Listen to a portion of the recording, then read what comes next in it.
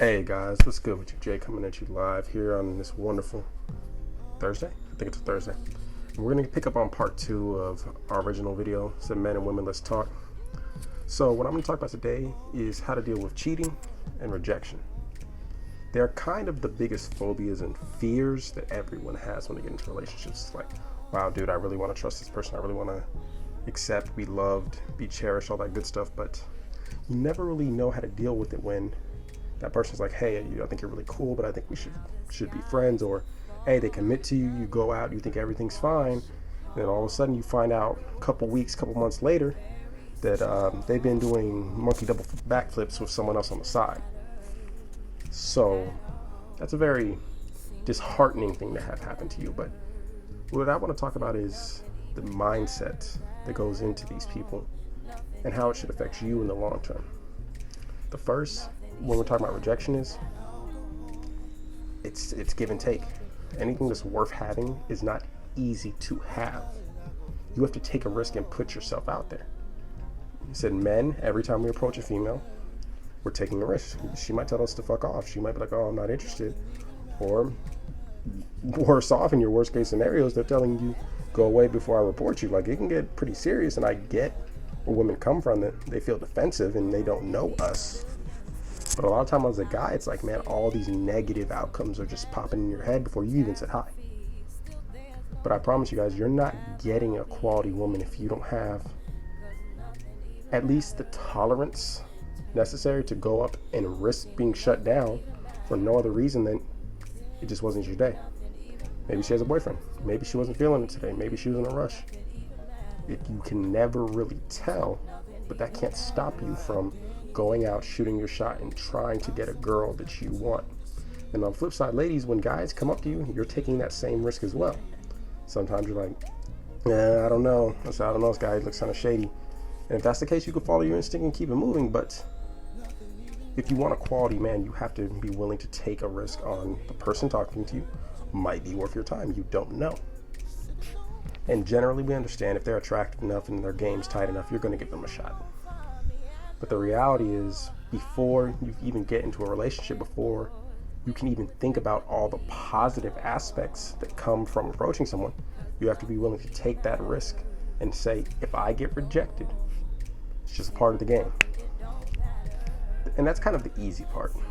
The harder part is the small rejections that come when you lean in for a kiss and they just kind of turn the other way, or when you text them and they don't really text you back for a long time. It's like, you don't want to be pushy, you don't want to be too aggressive or too needy, but at the same time, like, hey, I'm trying to, I didn't approach you because I just wanted to see how your day was doing and ask you what you're doing all day. No, I actually want to link up. I actually want to spend some time with you.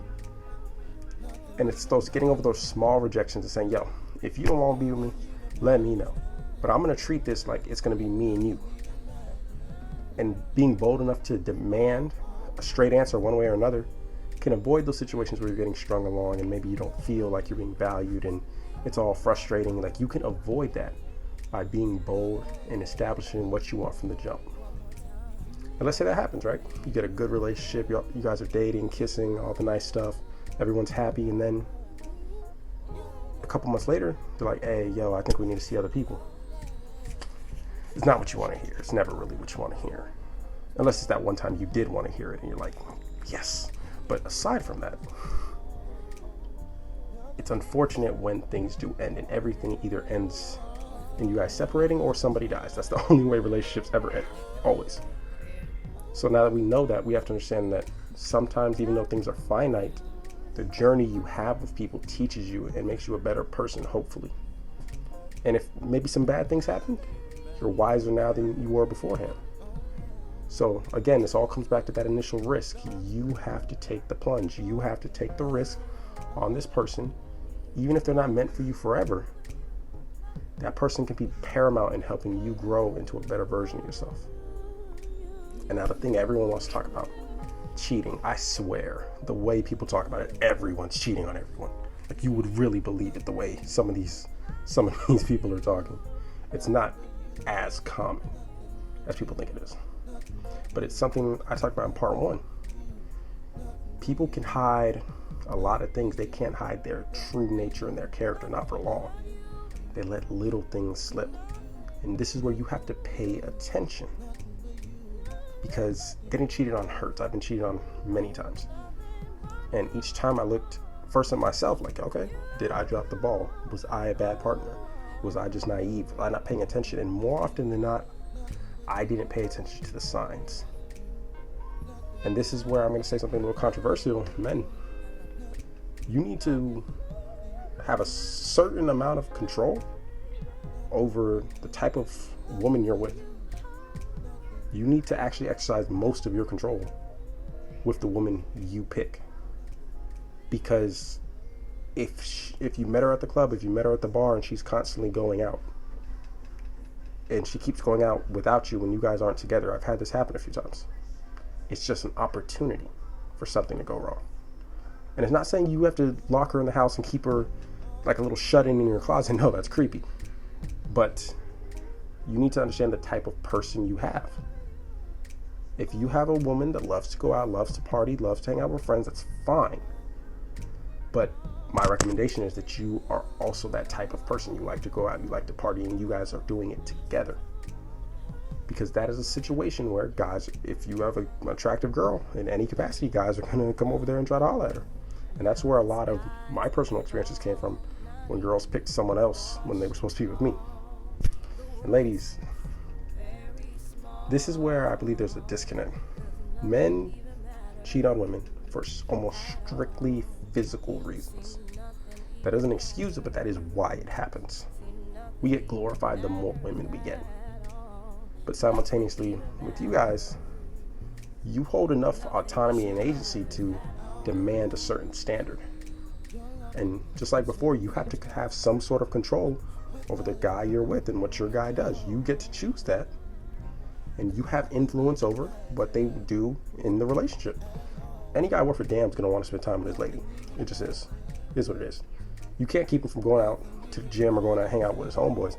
But in that same breath, if he's constantly picking his guys over you, if he's constantly going out, if he's secretive, he really don't let you see his phone, if you see a bunch of numbers picking up with emojis but no names, what have you. And I ain't trying to snuff out the game, guys. Y'all grown. Y'all got to do what y'all got to do. But this is nothing more than educational and informative for people who are trying to identify the signs early. Because when a person is transparent and they got nothing to hide, but yeah, you can see my phone, what the fuck? I'm doing the correct things. When you're acting correctly, you don't have to lie. You don't have to hide. You're just living.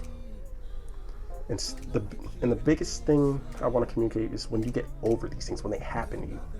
The rejection, it's unfortunate, but you just got to keep it doing, especially if they're initial like icebreakers, like you're just getting shut down over and over and over and over again.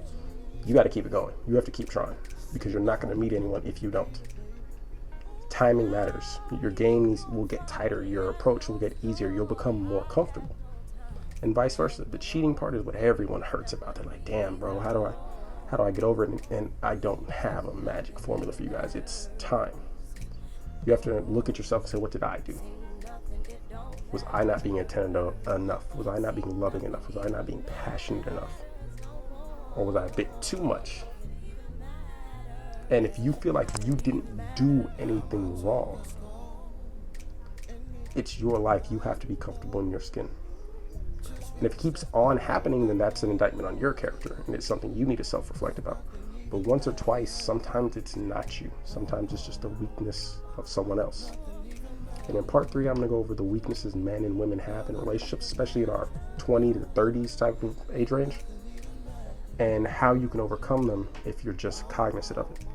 And with that, I will hit you guys up tomorrow with part 3 to this series, and I'll be answering a lot more questions. So if you have anything you'd like to hear, any questions you have, leave them in the comments below, and I will get back to you guys tomorrow. Later.